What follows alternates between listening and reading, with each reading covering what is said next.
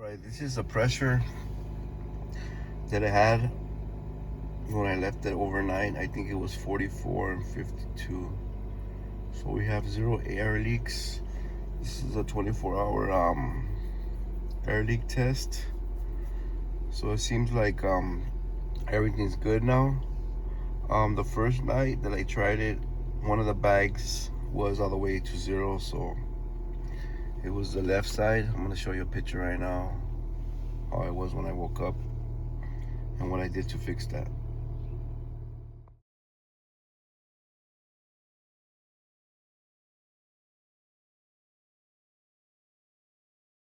Okay, welcome back to my channel, guys. Thanks for watching. This is gonna be part 2. I'm gonna try to continue from where I left off and show you the way that I ran the airlines and all that stuff and what I did on the air leaks. So when I barely did it, I did have some air leaks. I had problems with this one right here, the cap, and on this one on the top, it was leaking. So I just give it a little bit tighter and see if it stopped leaking. And it did stop leaking. Actually, that one I stopped leaking, and I think the bottom one, that one was leaking too. So I was able to tighten them and get them for no air leaks. But I was having a lot of problems with that one. Actually, I had put a cap on it first. I had put a cap on it, like just it didn't work. So I took that one off and I put this one that it's like actually a cap with a hole in it with another cap on top of it. So on that one it's pretty good because I could actually add like an airline hose right there or some kind of auxiliary air to the tank, so I could use like to put air in tires or whatever. So that's a pretty good function. So that was the problems that I had just with the Teflon tape, and you know, I didn't want to strip the thread and stuff like that. But everything's good. Okay, so I have everything in already. So I think on the last video I didn't have this connected yet. So I just connected this like this because I just wanted to get everything going, but I have nowhere to mount it yet. I'm just gonna leave it like that. So once you have everything in, what you're gonna do, you connect the battery and everything. You connect the fuse. Okay, it's gonna come. The kit's gonna come with like another little fuse that had like a 3-amp fuse. I was told not to use that. Just go straight into tap into the 4 fuse with a 10-amp fuse, and don't use that other fuse that's provided to you from with the kit. Okay, so you don't need that other fuse. I was told not to put that. Okay, so that you're gonna connect the battery. I just connected it like that. Just have to fix the covers. It's not closing right. I put the ground right there. The battery like that. Okay. Once you're ready to start, after connecting all the wires, what you're gonna do into your car, you're gonna turn on the switch,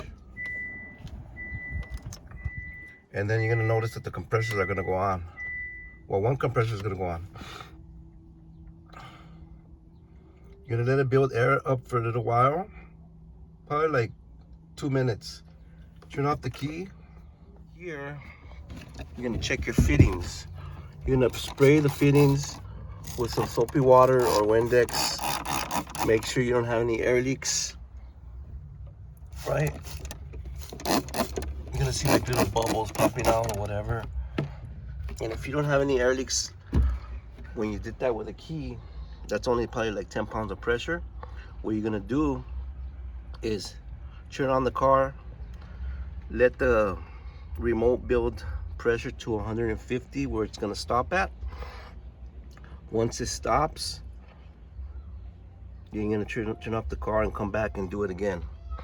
If you have any air leaks on any of these holes is you check it again with a Windex. You could try and tighten it a little bit more, see if you stop the air leak, or else you're gonna have to redo it again. But if you don't see no air leaks, then you could go to the next step. Okay, the next step will be to put your wheels back on. Put your wheels back on, put the car back on the ground, but since the car is gonna be no air in the bags, it's gonna be all the way like slammed. So I actually put like pieces of wood on the bottom of the tires so I could be able to pull out the jacks. So your remote's gonna be on this screen right here. I couldn't figure it out, like right there it tells you exactly what you have to press. Okay, so it's gonna be on this screen. It's gonna ask you for English, and then you put English, and then after it's gonna ask you to start the calibration. Okay, once you start the calibration, you're gonna, what I did, I actually calibrated it on top of the woods because I needed to get the car up high enough so I could take it off the woods. So I started the calibration, finished the calibration, and then after I raised the car all the way up, took it off the woods, and then I put it back on a plain surface, like a level surface, and I did it again. Okay, I did it again. I calibrated it again because it was actually on top of some wood, so I recalibrated it again. After you do all that stuff, you're supposed to leave your car up with air in the bags for 24 hours or 12 hours, whatever, to see if you have any air leaks. I actually did have an air leak, and I couldn't figure out what it was, but it was on one of my bags. It was the left rear bag. So what I did, I was looking around trying to figure out what it was, and what it was is one of these lines. It was this line right here. I actually sprayed a little bit of water, but I was careful, sprayed it right here, or soap and water, and I've seen the air coming out of here. Took out the line, and I cut it straight, because what happens, you have to cut it really straight with this thing. I think it was not straight, and that's why the air was actually coming out of the manifold. It was not coming out from none of the fittings or nothing from the bag. So I got lucky with that. So make sure all these lines are cut perfectly straight, and when you put them in. So it's been like the second day already, third day already. I already drove it around. I went somewhere and everything, so everything's fine. No air leaks. I left it overnight again up. No air leaks at all. What I did over here, I put my dump line right there in between the two screws that I took out right there and here.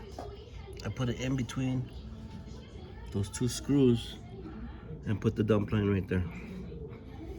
I routed it through where I put the airbag, the airline holes for the rear bag.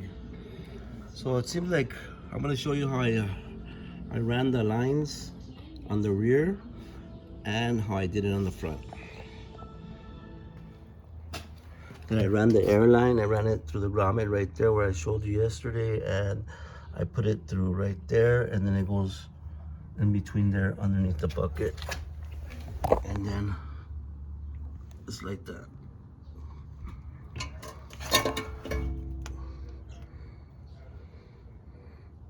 Where's that? Right there. Okay. So you're gonna put it behind the half fabric. You're gonna go down. There's different ways of doing it. This is the way that I did it for the rear. On the front. Okay, on the front, you're gonna get the leader line. And you're gonna stick it in there, and the hole, just the tip, the brass tip, and that's how you're gonna do it. I'm not sure yet if I'm gonna zip tie it to anything yet. That's how I have it for now, but that's gonna be the way that you're gonna do it. All the excess wires, You're gonna put them all, get them all. You're gonna put them under this seat nicely like this. That's all the wire harnesses and everything. The relays don't have to be grounded because they're already grounded by the battery. Just tuck them under the seat nicely like that. Okay, so right now I only have 3 settings presetted on the car. I got this one that's at the highest point, and then we got the stock height.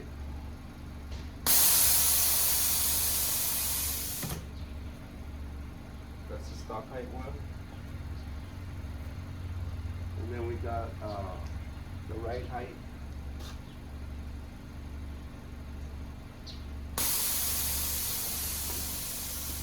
This would be my ride height, but I think I'm going to go a little bit lower in the back. Well, it takes adjustment first. And then we got the, obviously the last one that's going to be the air out.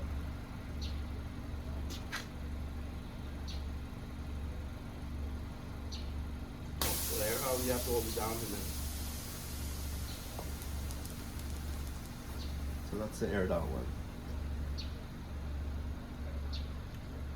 Goes slow, but it's a 1/4 inch lines. But it looks good. Still have to do some adjustments in the back. The front is almost hitting the front of the side skirt. It's pretty low because I actually adjusted the front, the strut. The rear haven't done any adjustments. I got it like that from factory. So I'll have to do is adjust the shock, I think, and that's it. We'll go back to right height. So this one, this is the one I could ride like this.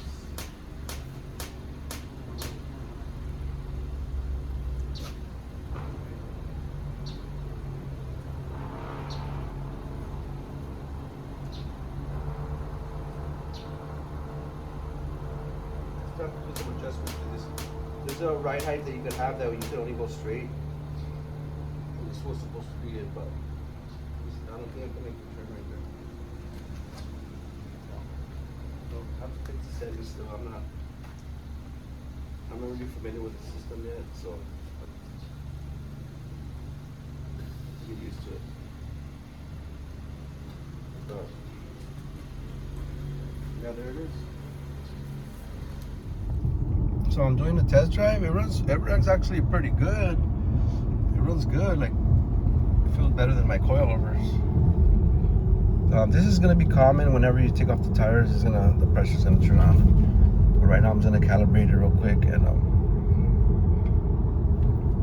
so right now I'm still. I think I can go lower for sure on the ride height, but I haven't messed with it yet. But it runs really good. It feels good. Right now I'm making some noise on the tires because I have brand new tires, so I forgot to take off the sticker off the tread. So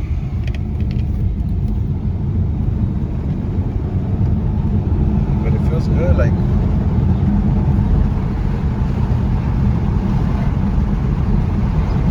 it runs really smooth.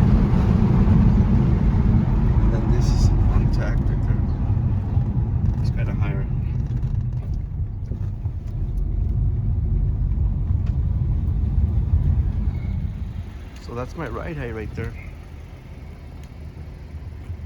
I think I have 225s in the front, 235s in the rear, 20s by 8.5s, 35 offset, niche, Targa wheels, brand new. So I was saying, like right here, I still have this. It makes noise because I forgot to take off the sticker off the wheel. But that's eventually it's gonna go away. So I'm thinking I could probably still go a little bit lower in the front, and for sure definitely lower in the back.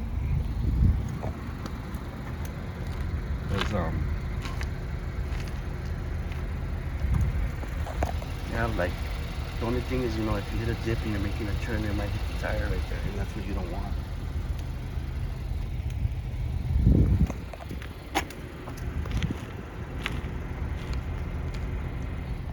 actually in here.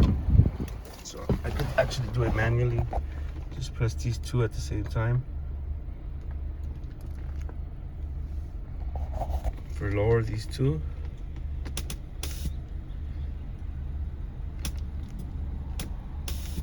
And they lower in the back.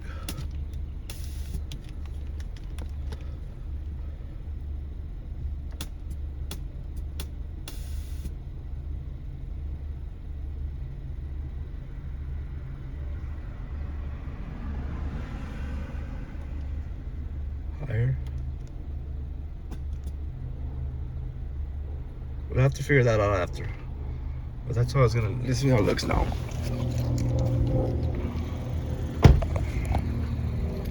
So, I'm pretty sure I could ride like that. I just have to check the tire. Make sure it didn't hit on the turns. Or whatever, but I think I could ride like that. It looks sicker like that. Sickest. It's really low.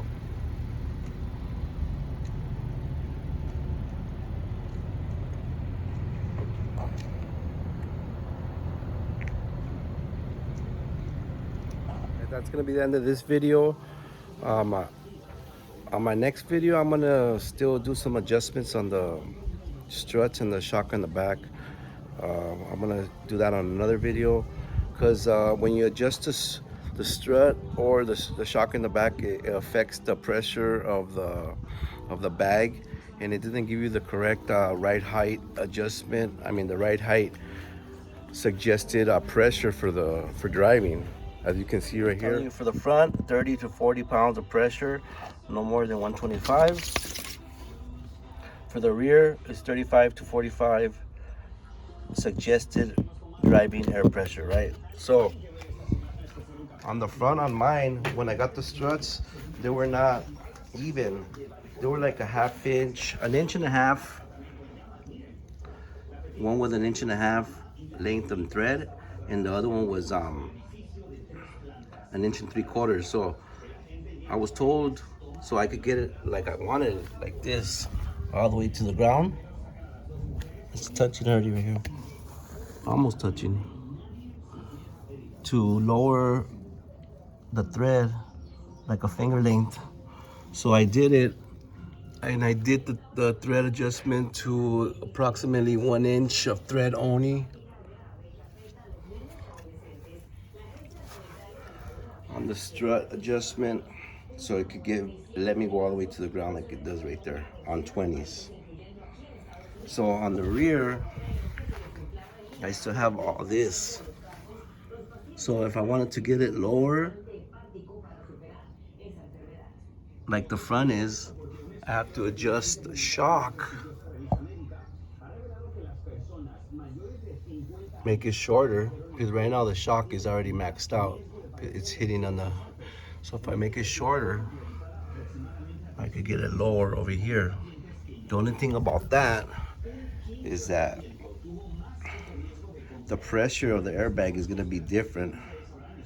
I might have to be running like another 10 pounds to suggested ride height or pressure on the bag. So meaning, like, if it's like the front, I have it like a 45, and the back I have it like a 40. But if I would have left it like it was already, like factory, the pressures would have fit, would match correctly to the suggested from airlift, because it already comes adjusted for this kind of car when you buy the struts. So you don't have to mess with it if you don't want it to be off on the numbers on the pressure on the bags.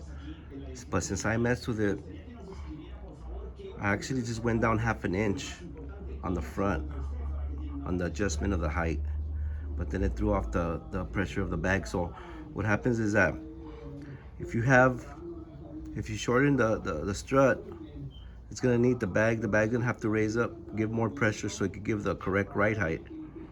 So there's more pressure on the bag than it would be if you had it on the normal setting. But what I want is for it to be flat on the ground. So the next video I'm gonna do is gonna be the adjustment of the rear shock and getting the the right height that I want. I mean, the, what do you call it, the aired out height that I want. I could always just go back a half inch in the front and everything would be perfectly, but I don't know how low it's gonna go to the ground. Because if you raise up the shock, the front is not gonna go like this in the front. It's probably gonna be like this.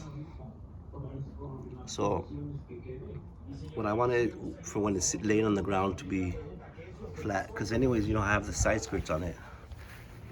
So that's gonna be my next video, adjusting the rear and talking a little bit more about the pressure on the bag and the quality of the ride of the car. But it should be fine. That's just suggested pressure. Is not mandatory, you know, but it's suggested for the best ride quality. Well, thanks again for watching, and I hope this was helpful. If you like it, subscribe to my channel. You know, give it a like and follow me on Instagram. Thank you.